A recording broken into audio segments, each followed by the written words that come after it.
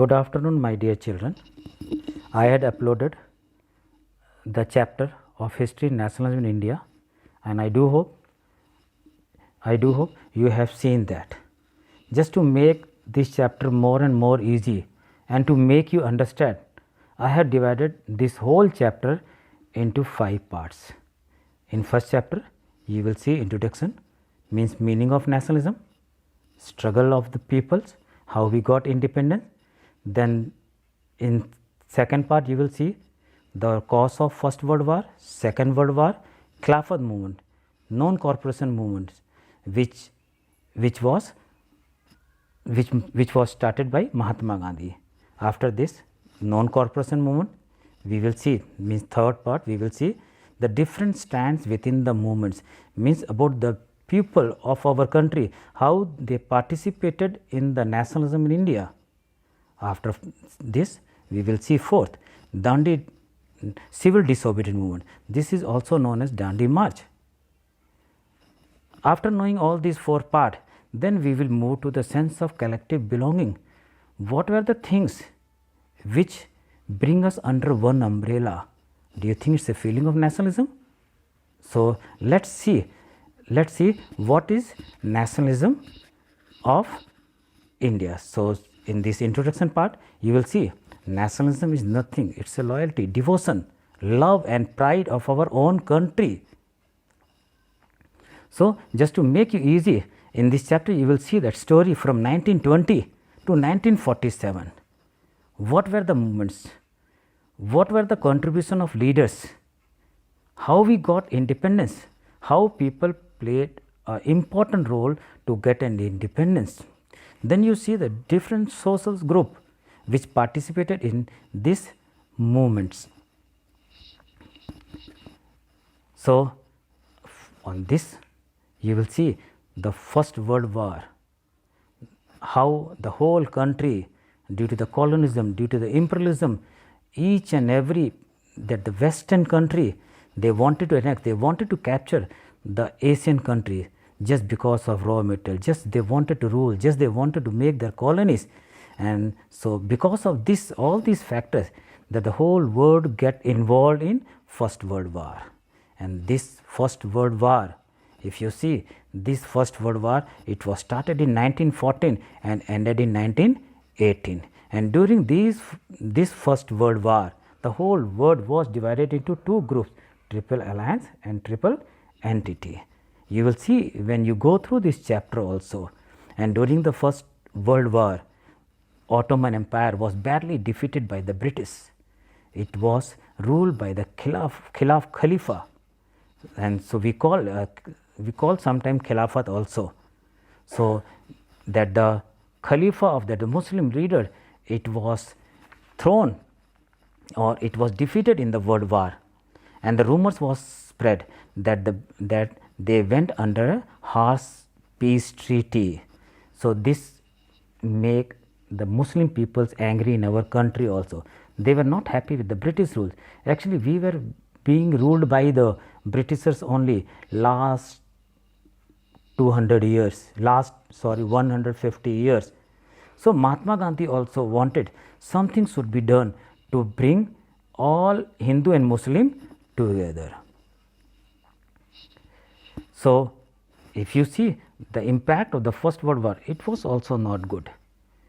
It is clear, you can see India was under the British rule, and when the World War was going on, so naturally it's naturally that it will increase in defense expenditure, which will lead to increase in taxes in India. Reason behind it, whatever the expenditure which were incurred in the wars, so income, they need money, and the money it will come from only through taxes only.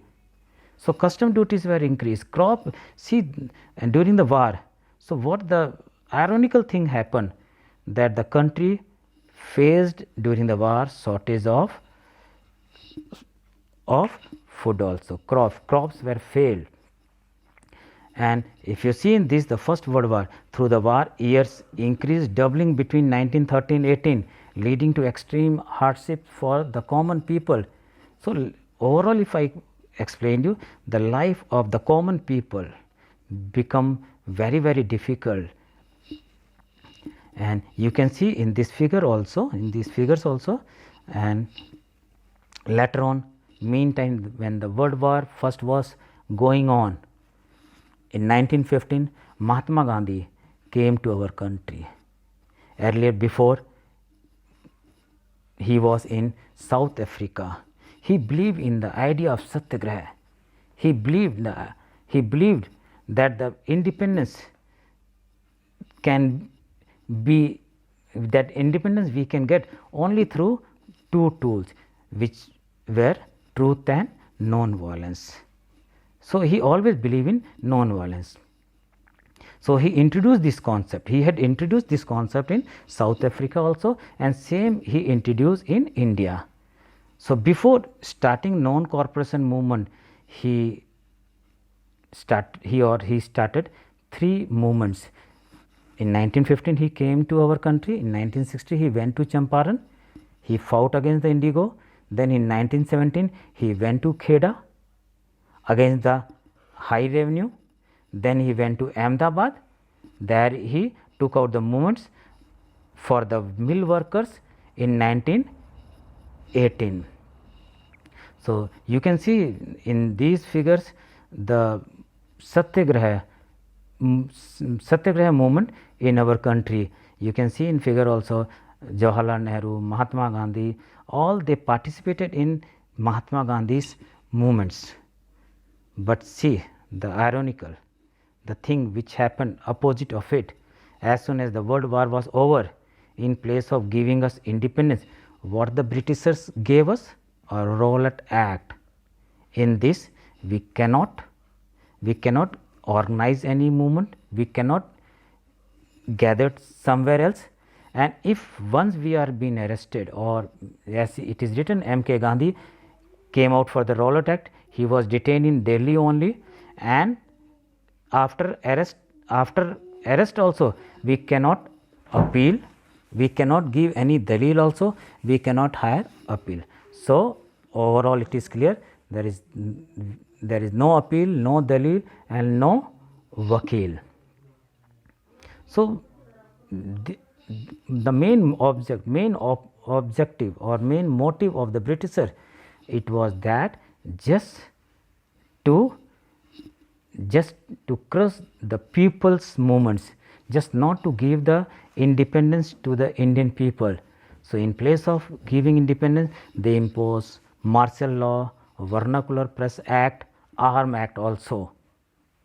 So just that they cannot demand for Swaraj, they cannot organize themselves. So meantime, that the people on 13th April 1919, and during Baisakhi fair, many people they gathered in Jallianwala Bagh in protest against arrest of Dr. Satpal and Dr. Kichlu. But what the General Dyer did, he closed all the exits and gave order for open fire on the crowd. Hundreds of Indian people died. So you see, in place of giving us independence, what the Britishers, how they were treating the Indians. You can see these figures also, Jallianwala Bagh. You can see how that the policemen, they are firing on innocent Indian people who had gathered in Jallianwala Bagh. So after this, the Mahatma Gandhi decided to launch a non-corporation movement, because he strongly believed that the British, they are ruling over us only because we are cooperating with them. Once we stop cooperating with them, easily we will get independence. So he has written his views in his book Hind Swaraj. He wrote that if Indians started non-cooperate with the Britishers, then India will be independent in 1 year. So he took it as opportunities.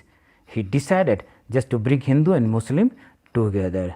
So he called Muhammad Ali and Shaukat Ali, who were the main leader of Khilafat movement, Then he organized a meeting with the Indian peoples or Indian leaders, and you can say Indian National Congress, and with the Khilafat leaders in December 1920 at Nagpur.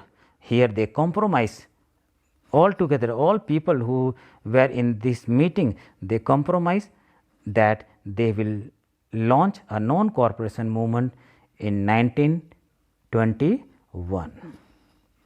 So, it is clear, I think, students. So, wait for next video.